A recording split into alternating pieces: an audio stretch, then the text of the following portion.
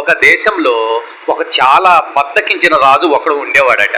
అతను తన తండ్రి వారసత్వంగా 5 సంవత్సరాల నుండి రాజుగా ఆ దేశానికి ఉంటున్నాడే తప్ప తిండి నిద్రలోనే 5 సంవత్సరాల కాలం గడిపేశాడట.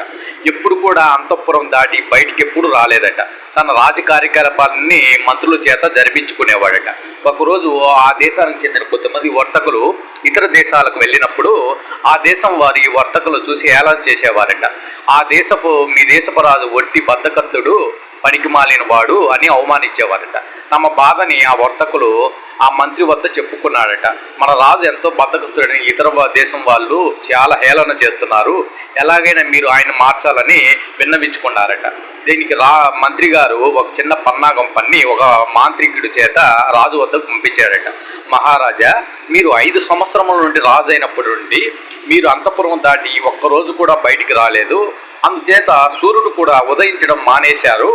ఎందుకని నేను సూర్య భగవాన్ నేను ప్రశ్నించినప్పుడు ఆయన ఈ విధంగా చెప్పుకొచ్చాడు.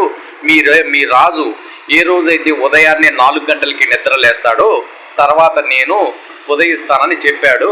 ఇందుచేత మొత్తం చీకటిగా రాజ్యమంతా మారిపోయిందని చెప్పాడట. దీంతో రాజు, అయ్యో ఇంత ఘోరం జరిగిపోయిందా, సరే అయితే నేను ఉదయాన్నే 4 గంటలకి నిద్రలేస్తానని హామీ ఇచ్చాడట.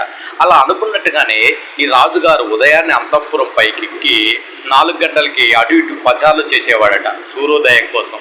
అనుకున్నట్టుగానే సూర్యుడు ఉదయించడం చూసి నా వల్లే సూర్యుడు ఉదయిస్తున్నాడని తనలో గొప్పగా ఫీల్ అయ్యేవాడట. ఏమైనా ఈ రాజు ఒక పెద్ద బకరా అని తెలిసిపోయింది కదా. సో వీడియో నచ్చినట్టయితే మీరు షేర్ చేసి సబ్స్క్రైబ్ చేయండి, కామెంట్ చేయండి. మంచి మంచి వీడియోస్ కోసం బెల్ ఐకాన్ నొక్కండి.